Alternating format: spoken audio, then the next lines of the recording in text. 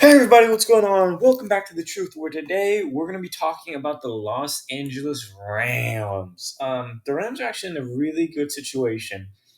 Right now, they can go pick for pick for the positional needs they had going into this offseason. And that's with the not counting training camp or practice guys, the actual depth guys that they had that they lost this offseason, and starters as well. So getting into it with the first pick, I chose Jared Verse. And I'm not mentioning the fact that they need to change their organization because their organization is heading in the right direction. Last year they went 5-12. This year they went 10-7, and they have a chance to make another big move. Now, getting back to what I was saying, the first pick, their outside linebacker type player, I chose Jared Verse. Look, Verse is one of the best he can play your true defensive end role too, whatever you want him to. It's really up to you if you want him to put him at a true end or an outside linebacker. That's it's up to you. I think he can play both very effectively. Um, Look, he is a good defensive end. There is a reason people were so high on him before the offseason. There's a reason people are high on him afterwards. He's a true defensive end that you can sit and put in and go, yeah, we don't have to worry about that side. With the next pick, I picked um, Edgerrin Cooper, linebacker out of Texas A&M, 6'3", 230. He's a natural, consistent playmaker who isn't the fastest, isn't the lengthiest, but he has so much effort and he gets the job done. And he's very smart. So that's why I chose that for them. With the 83rd pick, I chose Chris Jenkins to play. If you do move Jared Verse to that outside linebacker role, to play that typical 3-4 defensive end role that you don't really let be an outside edge, more of that tackle that you play on the inside of the outside linebacker. This is what I chose. And Chris Jenkins, 6'3" and 285. Usually, typically, if you do let this guy be on the outside role, he's kind of playing inside of the tackle and outside of the guard on a three front. Um, this is who you typically have. Um, he's burst, he's twitchy, he's size, nice amount of power, and uses his hands very effectively. This is a nice guy to have on your football team. Um, I picked 99 with their fourth pick. I addressed the safety position. 6'3", Cole Bishop out of Utah, 200 pounds. This is a guy I've talked about before. He's one of the best. You can kind of place him wherever, and he'll do well. Except against the slot. He can work in the slot, but it's more like if you use him as a true safety, he's probably going to produce more for you. That's just where it is. He's a really good safety. Um, Offensive guard Zach Zinker, 6'5", 315. It's a big body guard that you can use to fill in that guard role.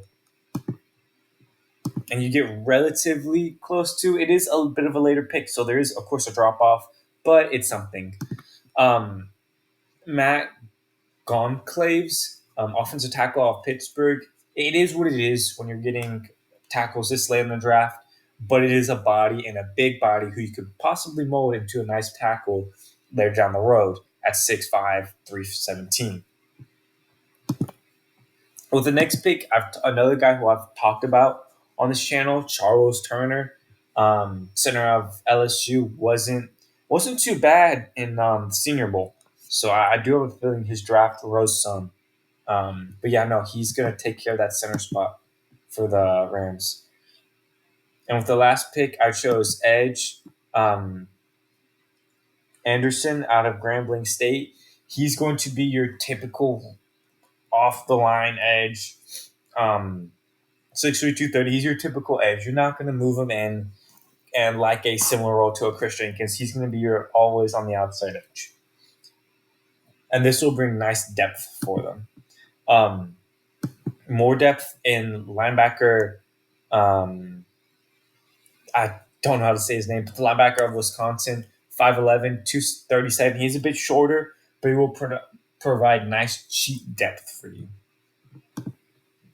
With the last two picks, I went back to back guards and Kyle Hergel out of Boston College and Dylan McCann, I think that's how you say his name actually, offensive guard out of NC State. And these will round out your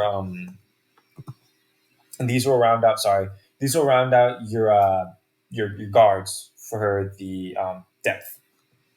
Getting into their cap and how they're playing right now, they have what looks like about $8.5 million from the projected draft pool if they were to go into this without signing anybody.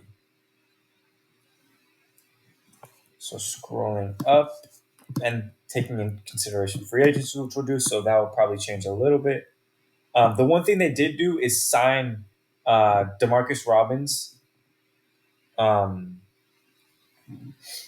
Sorry, guys, I'm mine's all over the place. This is a this is a guy who's going to provide some depth for you at the receiver position. And then getting into the cap space, they have around roughly say $43.5 million, which is it's a lot. They have a lot of cap this offseason with a lot of needs. Of course, they need to address, but and if we're really looking at it, they have some chances to really make this team better. And then if I change this to 2024, two big ones that they have for sorry, my brain's foggy right now, guys. My apologies. Two big ones that they have for their right now for the for Sports Track that has the market price. So I was looking for the words. It's on the tip of my tongue. I couldn't say it, but nothing crazy. So right now it's Kevin Dotson, guard out of guard for them, who's 27 on what they have on of a 4 year contract, which isn't bad. You take about 16. It's going to cost you about $16.5 million per year, but a fairly good guard. 43, 26, 66, 179. And then you'll probably have, yeah, I will say $16.5 million, which is going to give you, did that calculation wrong. If you'll give me a second, 16, 490, 241, 27, a little over $27 million to deal with. Of course, you could resign Witherspoon. You don't have to. It would be a nice piece to have, but it's not necessarily needed. You can be all right. You can be all right moving on from them, but it is also a nice piece to have.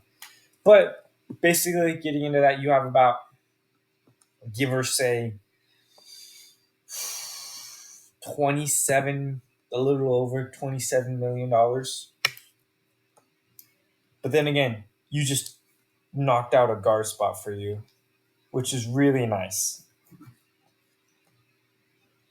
So if we went into the draft and we took that into consideration, we started the draft for the Rams, seven round mock drafts. Let's see what we can get. Typically, the mock drafts that do with free agents, they always turn out a little bit better. In this case, Latu, edge out of UCLA, highly productive, versatile pass rusher. Can be on the blitz, can be on a bunch of different things. He can be that true outside linebacker or defensive end if you really want him to. It's up to you. He has the size. It's really all what you think. But right now, I'll take him as the outside linebacker, but that could change depending on how this draft looks. They don't need a receiver. Tavondre Sweat is more of your typical nose than he is on that edge 3-4 type style. Offensive center Zach Frazier, out of West Virginia. He's probably the guy I would more go over because he's actually fits that position. That's who I'm actually going to pick to play center for them.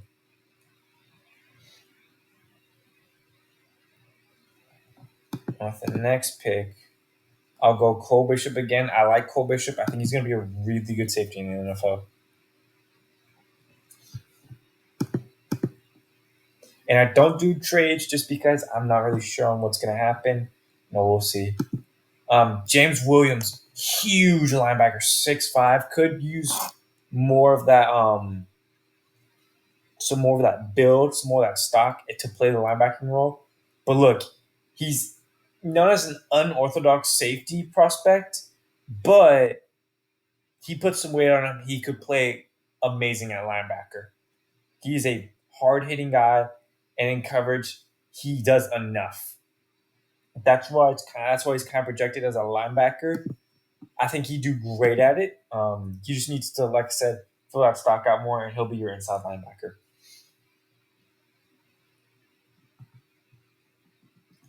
And with back to back picks, um, don't need guard, don't need safety, don't need linebacker, don't need running back, safety. Keith is more of that bigger guy.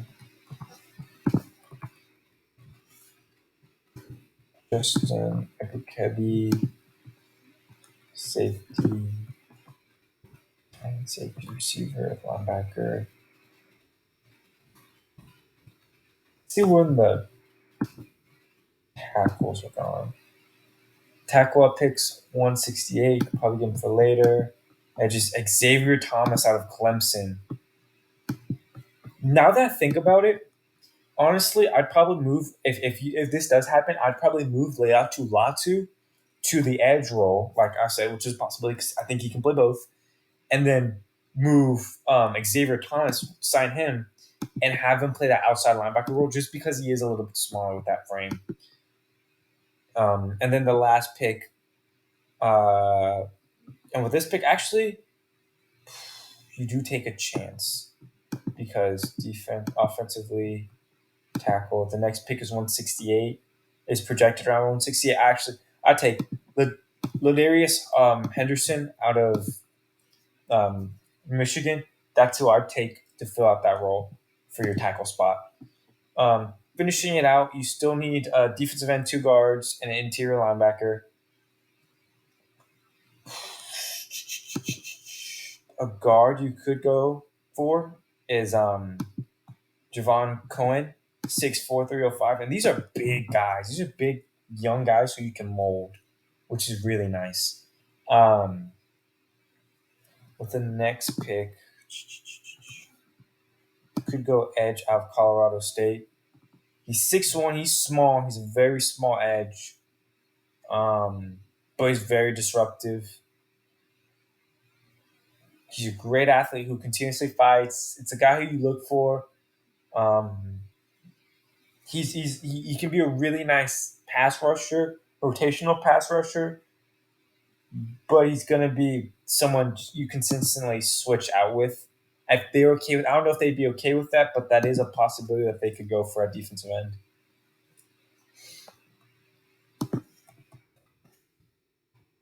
I'm actually gonna go linebacker out of Wisconsin to readdress that backup interior linebacker position, and then finishing it out, I will go with the next guard, which would be Dylan McCann, same guy I addressed before, and um, that's gonna round out